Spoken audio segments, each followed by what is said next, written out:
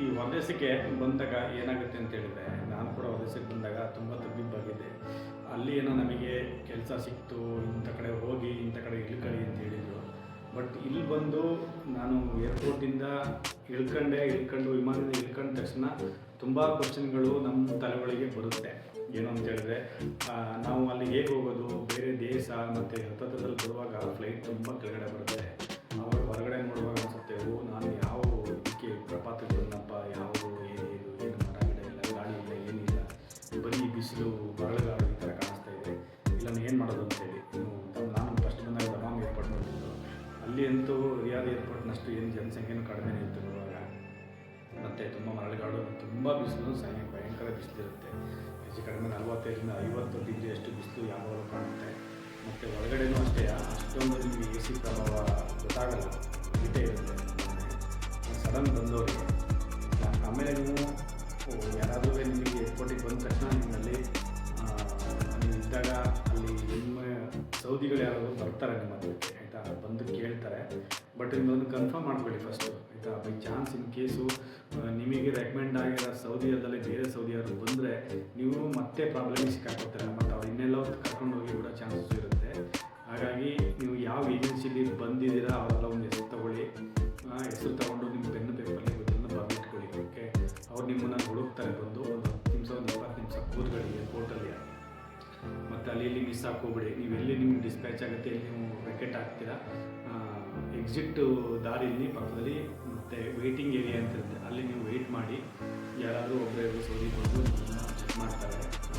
ಅವ್ರಿಗೆ ಸ್ಪಾನ್ಸರ್ ಅವ್ರು ಚೆಕ್ ಮಾಡ್ತಾರೆ, ಬಂದನ್ನು ಕರ್ಕೊಂಡು ಹೋಗ್ತಾರೆ. ಇಲ್ಲಾಂದರೆ ನೀವು ಅಲ್ಲಿ ಎಕ್ಸ್ಲೇಟರ್ ದಾರಿಯಲ್ಲಿ ನಿಂತಿರ್ತಾರೆ. ಅವರು ಪಾಸ್ಪೋರ್ಟ್ ಕೇಳ್ತಾರೆ, ಹೇಳ್ತಾರೆ ನಾನು ನಿಮ್ಮ ಪ್ರೊಫೈಲು ನೀನು ನಮಗೋಸ್ಕರನೇ ಬಂದಿರೋ ಅಂತ ಹೇಳ್ತಾರೆ.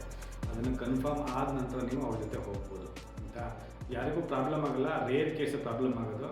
ಇನ್ ಕೇಸು ಕೆಲವು ಸೌದಿಗಳು ಬರೋಲ್ಲ, ಅವರು ಬರದಿರೋ ಕಾರಣಕ್ಕಾಗಿ ಬೇರೆಯವ್ರನ್ನ ಅಲ್ಲಿಗೆ ಹಾಕಿರ್ತಾರೆ, ಅದೇ ಜಾಗಕ್ಕೆ ಹಾಕಿ ನಿಲ್ಲಿಸಿರ್ತಾರೆ.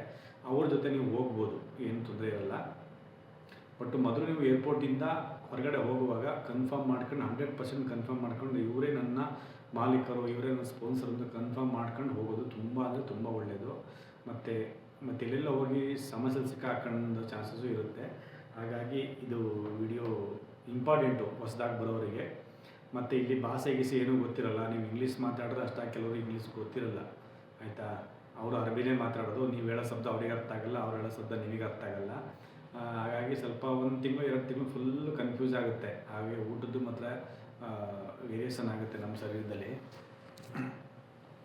ಊಟ ವೇರಿಯೇಷನ್ ಆಗುತ್ತೆ. ಮತ್ತು ಜ್ವರ, ತಲೆನೋವು ಈ ಥರ ಸಮಸ್ಯೆಗಳು, ಸಣ್ಣ ಪುಟ್ಟ ಕಾಯಿಲೆ ಬರ್ಬೋದು. ಮನೆಗೆ ಫೋನ್ ಮಾಡೋಕ್ಕಾಗಲ್ಲ. ಮತ್ತು ಅವ್ರು ಬಂದ ತಕ್ಷಣ ಅವರ ಹೆಸರಲ್ಲಿ ನಿಮಗೆ ಒಂದು ಸಿಮ್ ಕಾರ್ಡ್ ಕೊಡಿಸ್ತಾರೆ. ನಿಮಗೆ ಯಾರು ನಿಮ್ಮ ಸ್ಪಾನ್ಸರ್ ಇರ್ತಾರೆ ಅವರೇ ನಿಮಗೆ ಒಂದು ಸಿಮ್ ಕಾರ್ಡ್ ಕೊಡಿಸ್ತಾರೆ. ಸಿಮ್ ಕಾರ್ಡ್ ಕೊಟ್ಟ ನಂತರ ಅವ್ರ ಜೊತೆ ಗಾಡೀಲೇ ಕರ್ಕೊಂಡು ಮನೆಗೆ ಹೋಗ್ತಾರೆ.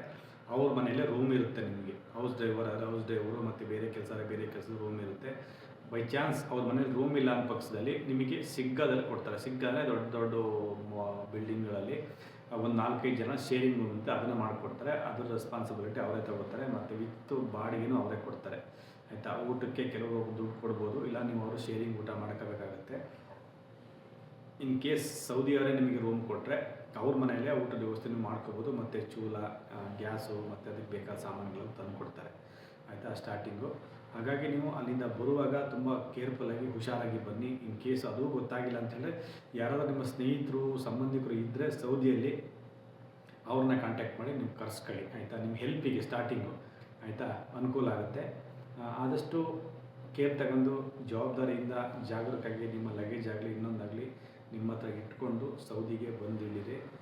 ಮತ್ತು ಸ್ಪಾನ್ಸರ್ನ ಹುಡುಕುವಾಗ ಗಡಿಬಿಡಿಯಲ್ಲಿ ನೀವು ತಬ್ಬಿಬ್ಬಾಗಬೇಡಿ. ಗಡಿಬಿಡಿ ನೀವು ಮಾಡ್ಕೊಳ್ದಲೇ ಸ್ಪಾನ್ಸರ್ನ ಹುಡುಕಿ ಅವ್ರ ಜೊತೆ ಹೋಗಿ ಅಂತ ಇದೊಂದು ವಿಡಿಯೋ. ಬೇಸಿಕ್ಕಾಗಿ ಇದು ಸ್ಟಾರ್ಟಿಂಗು ಬರೋವಂಥವ್ರಿಗೆ ಮಾತ್ರ. ಓಕೆ, ನಾನು ಅನುಭವಿಸಿದೆ ತುಂಬ ಕಷ್ಟನ, ಹಾಗಾಗಿ ನೀವು ಅನುಭವಿಸ್ಬೇಡಿ ಅಂತೇಳಿ. ತುಂಬ ಕಷ್ಟ ಅಂದರೆ ಏನಿಲ್ಲ, ನನಗೂ ಗೊತ್ತಾಗಲಿಲ್ಲ ಸ್ಟಾರ್ಟಿಂಗ್ ಬರುವಾಗ. ಅಲ್ಲಿ ಯಾರನ್ನ ನಮಗೆ ಭಾಷೆನೂ ಗೊತ್ತಿತ್ತಿಲ್ಲ, ಯಾರನ್ನ ಕೇಳೋದು ಏನು ಕೇಳೋದು, ಆ ಕಡೆ ನೋಡಿ ಅವ್ರದ್ದು ಅಲ್ಲಿ ಕೌಂಟ್ರಲ್ಲಿ ಮಾತಾಡುವಾಗ ಅವ್ರು ಹೇಳಿದರು ಅಲ್ಲಿ ವೇಟಿಂಗ್ ಏರಿಯಾ ಇದೆ, ಅಲ್ಲಿ ಹೋಗಿ ಕೂತ್ಕೊಳ್ಳಿ ಅಂತ ಹೇಳಿದ್ರು. ಆಮೇಲೆ ಕೂತ್ಕೊಂಡೆ. ವೇಟಿಂಗ್ ಏರಿಯಾಗೆ ಬಂದು 2-3 ಜನ ಸೌದಿ ಬಂದರು. ಇವನಲ್ಲ ಅಂತ ಹೋದರು. ಒಬ್ಬರು ನಮ್ಮ ಸ್ಪಾನ್ಸರೇ ಬಂದರು. ಆಮೇಲೆ ಆನಂತರ ಅವ್ರಿಗೆ ಪಾಸ್ಪೋರ್ಟ್ ಕೊಟ್ಟು ಅವರು ಅಂತ ಕನ್ಫರ್ಮ್ ಮಾಡ್ಕೊಂಡು ನಾನು ಅವ್ರ ಜೊತೆ ಹೋದೆ. ಓಕೆ, ನಾನು ಹೌಸ್ ಡ್ರೈವರ್ ಆಗಿ ಬಂದಿದ್ದು ಸ್ಟಾರ್ಟಿಂಗು. ಇದಿಷ್ಟು ಬೇಸಿಕ್ ವಿಡಿಯೋ. ಯಾರಿಗಾದ್ರು ಇಷ್ಟ ಆದರೆ ವಿಡಿಯೋನ ಒಂದು ಲೈಕ್, ಒಂದು ಕಮೆಂಟ್ ಮಾಡಿ.